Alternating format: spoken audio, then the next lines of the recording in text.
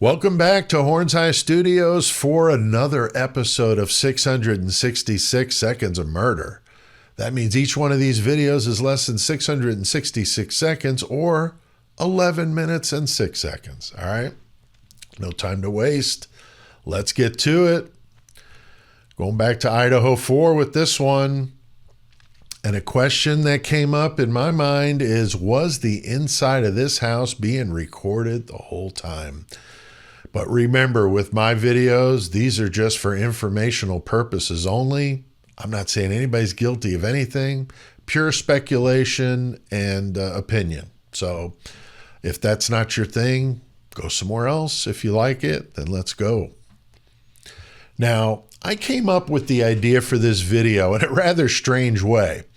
Ideas come to me as a creator and writer at odd times, and you can never predict when those times are, when a spark comes and an idea happens and so on. Now, well, the way that I came up with this video was when I was listening to the new Judas Priest album. Now, hear me out. I know it's crazy. And before you go closing this out, because you're like, I don't want to hear this guy talk about heavy metal, just bear with me for a second and I'll explain. Now, while I was listening to the new album, I happened to think about the classic Judas Priest song called Electric Eye. And it came out in the 1980s, okay? And it has to do with the idea of being watched and monitored, kind of like the Big Brother thing in 1984. And that got me thinking about Idaho 4 and this thing that I've always wondered. Was that house wired up for audio and video surveillance? I thought it seemed strange that there were cameras all over that neighborhood, except for two places, 1122 King Road and the Sigma Chi house. Strange, isn't it? Now, I'm sure there were other places that didn't have cameras, but those are the two that I know about. So why weren't the cameras at 1122 King Road? I mean, we probably need to ask the owners of the house at the time that it happened. Now, they no longer own that property. It was given to Scott Green and the University of Idaho. As we all know, it is down and gone. So that made me think about the demolition and a possible reason why they seem to be in such a hurry to tear it down. What if the owners had the place under surveillance, video surveillance, and they didn't want anybody to find that out? I mean, after all the cameras were taken out, I would assume an investigator would be able to tell signs that there had been a video surveillance system there. I mean, I'm not sure, but I'm assuming that they would be able to figure that out. So why would the owners of the house have the video surveillance going on? Well, obviously for security, but another, to protect their investment, to keep the kids in line, knowing that there were some cameras maybe in the, common areas. Definitely creepy. But maybe, just the common areas and not their bedrooms, or maybe they were in the bedrooms. We just don't know, right? So that made me think, I've done a lot of research on the two people that owned that house at the time. But I've been told that if you mention them in a video, it can get taken down. So I don't want to deal with that. And you guys probably know their names anyway, so I'll just leave that out. Now, one of these former owners has a criminal record involving SA of a child in Vermont. So is it that outrageous to think a guy with that kind of track record would be above not wiring up a house that he owns filled with 6 young college girls in it? I mean, I don't think it's beyond reason at all. Now, I've heard all kinds of rumors about these owners and that they may have had they had many properties and still do, and are extremely wealthy. And I've been told that they allegedly were involved in the sale of narcotics. But again, that's just a rumor, and I have absolutely no idea if there's any truth in it. But the fact that this house was a known drug house makes that more relevant. It would lead me to believe that the owners would have to be completely oblivious to what was going on, or complacent in it, or at worst, actively involved in it. We don't know any of that. I'm just saying that that's certainly a possibility. Remember, one of them was a previous owner of the Elantra that ended up wrecked in Eugene, Oregon a week later. Very suspicious.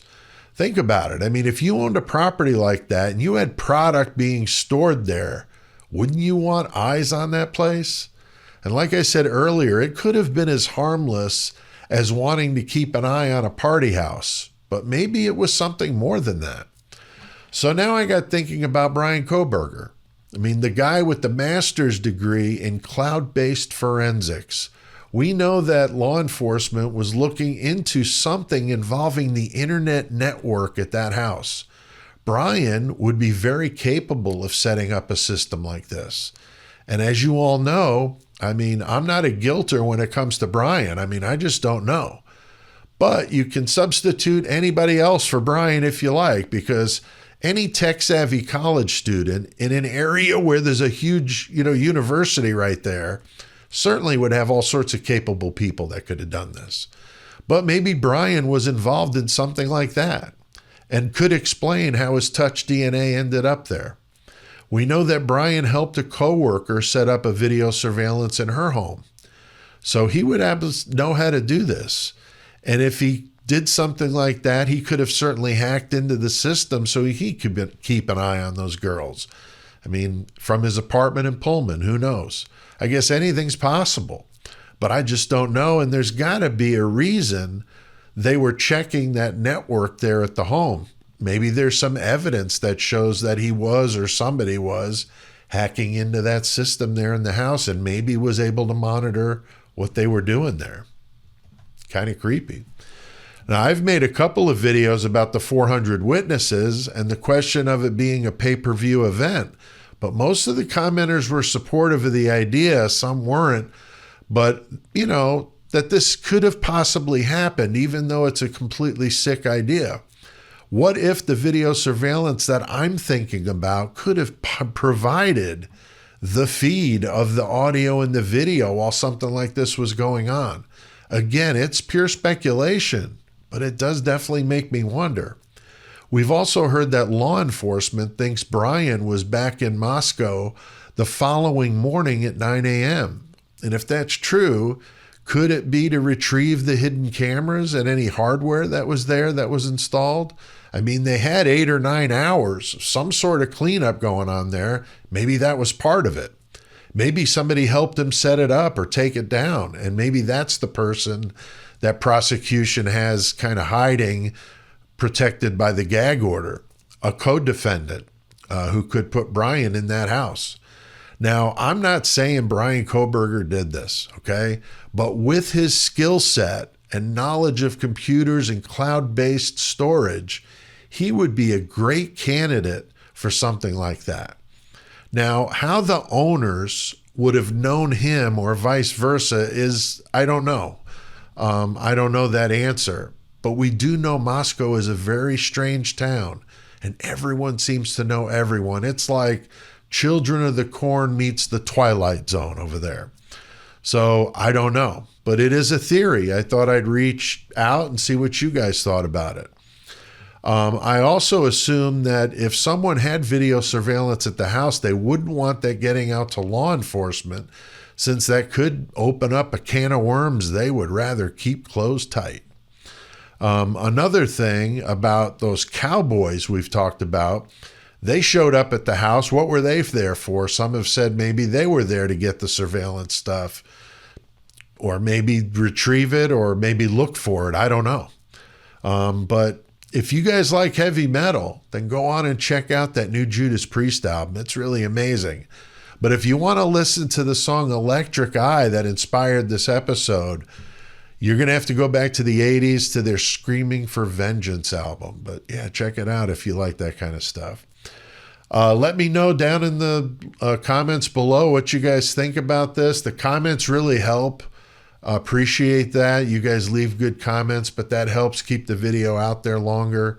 More people can see it.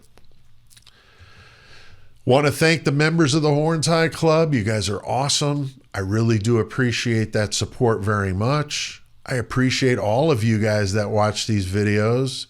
You guys make this very enjoyable, and I really appreciate that. So we'll see you next time on 666 Seconds of Murder.